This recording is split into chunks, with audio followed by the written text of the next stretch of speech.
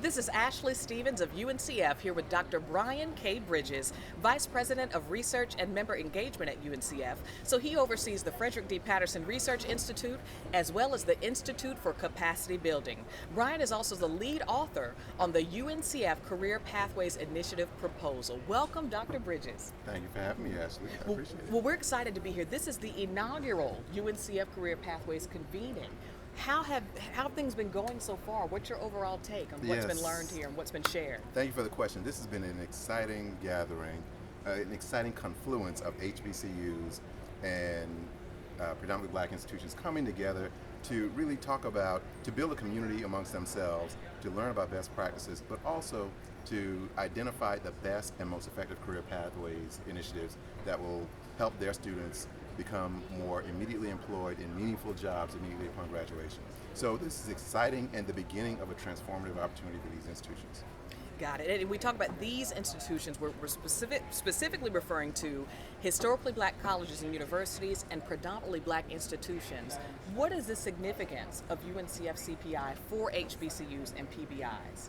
Well, this is the most significant opportunity for this grant for these institutions is the fact that they have the opportunity to receive an investment that can transform their campuses. And I know that we use transformation very loosely as a kind of casual throw around word, but this is truly an opportunity using models from previous UNCF work through our Institute for Capacity Building.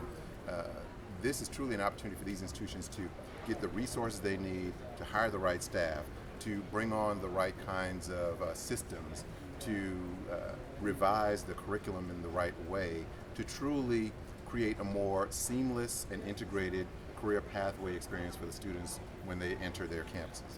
You got it. And a lot of the presidents have shared different learnings and things they've gotten here from other institutions. What's the importance of HBCUs collaborating with each other to share learnings? Well, I think one of the things that we hope that will come out of this is that too often HBCUs are not seen as models of best practice. And we know that HBCUs do more with less. HBCUs are more effective based on research from the Frederick D. Patterson Research Institute.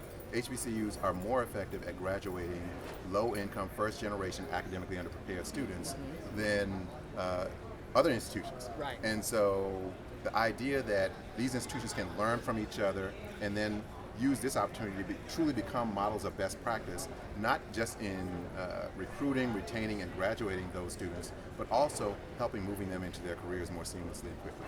Got it. And as you head UNCF's research division, the Frederick D. Patterson Research Institute, what will data collected from UNCF CPI, what will that mean for the larger field of unemployment and underemployment data? Well, it gives us a benchmark for one. One of the things that higher education does not do well is track students after graduation.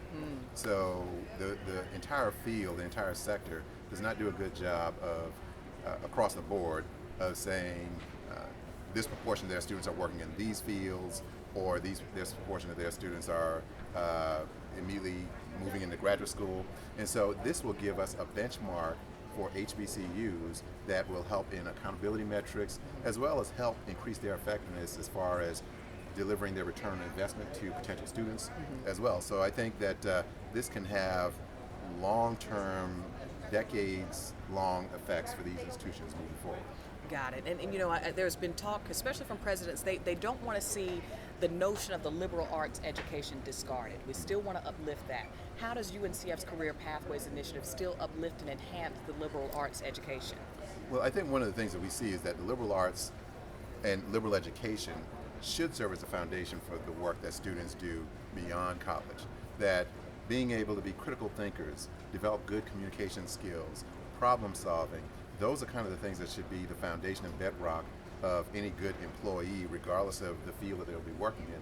So incorporating those elements of a liberal education and the liberal arts into what we're doing for the STEM fields, as well as any other field out there, should be the foundation of the work that these institutions are doing, incorporating their plans. So I think making sure that those liberal education principles are central to the student experience, regardless of their major, regardless of their intended field, regardless of their intended career, is key to helping students get the most out of their experience when they're in college. Got it. And with the convening here, we've got leaders from the 30 institutions here sharing and collaborating. Is there anything that's been said or anything you've noticed in any of the working sessions that really stuck out to you as the colleges begin to work on their plans? Sure. Well, there's been a lot that's been said that stands out. I'm trying to think of one of the things that was said this morning.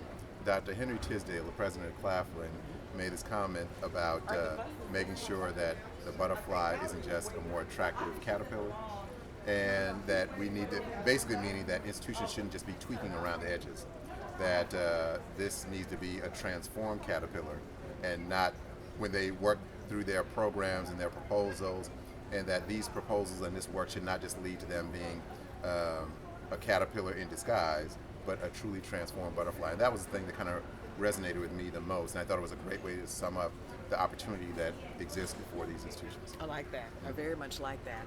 And so lastly, Brian, wanting to know, with the implementation of UNCF CPI, I know we're just getting started, just announced the 30 career planning grantees, and there's more steps to this and more phases to this. What do you see as the outcomes of UNCF CPI 1 year from now and then 10 years from now? 1 year from now, I think our primary outcome will be that the planning grantees will have started their work.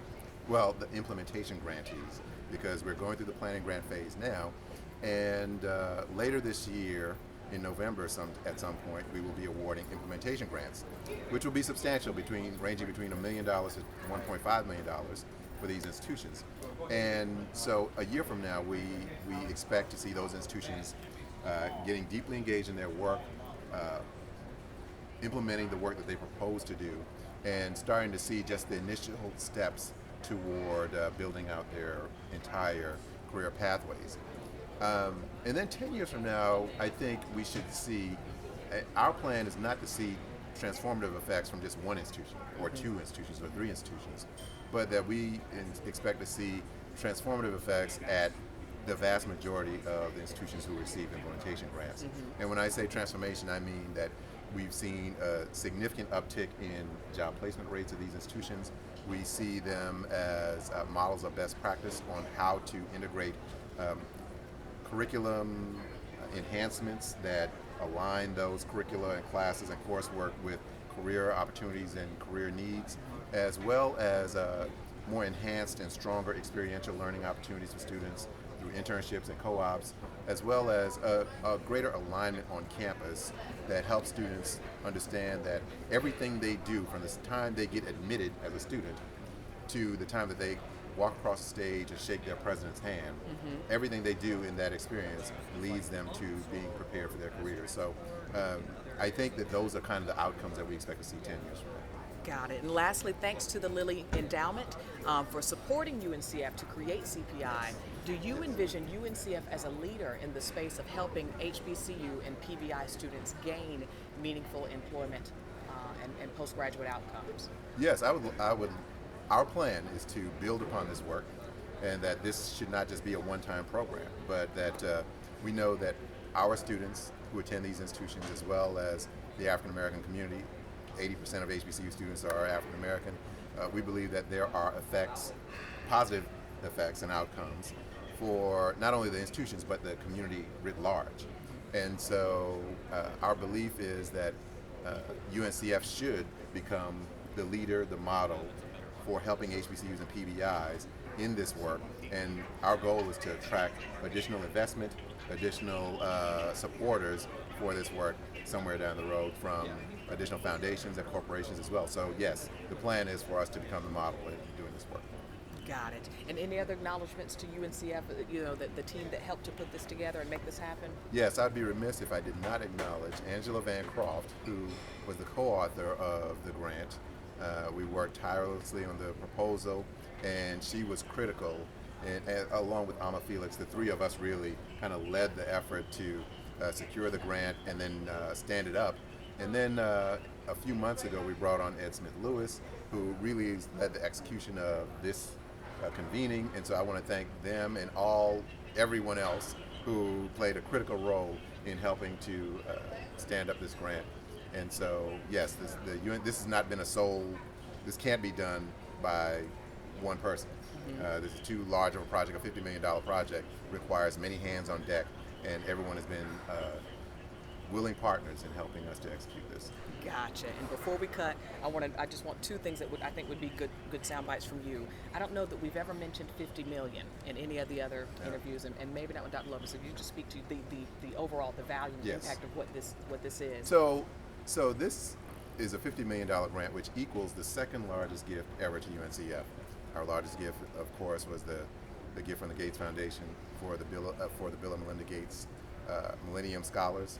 And so this matches the second largest gift in the history of the organization. So we are sincerely and deeply grateful to the Lilly Endowment for their gift and their confidence in UNCF in carrying out this kind of impactful work that will have long-term effects for thousands of students, hundreds of institutions, and the United States writ large for years to come. Got it. Thank you so much, Dr. Brian K. Bridges, Vice President of Research and Member Engagement at UNCF, here at the inaugural UNCF Career Pathways Initiative convening.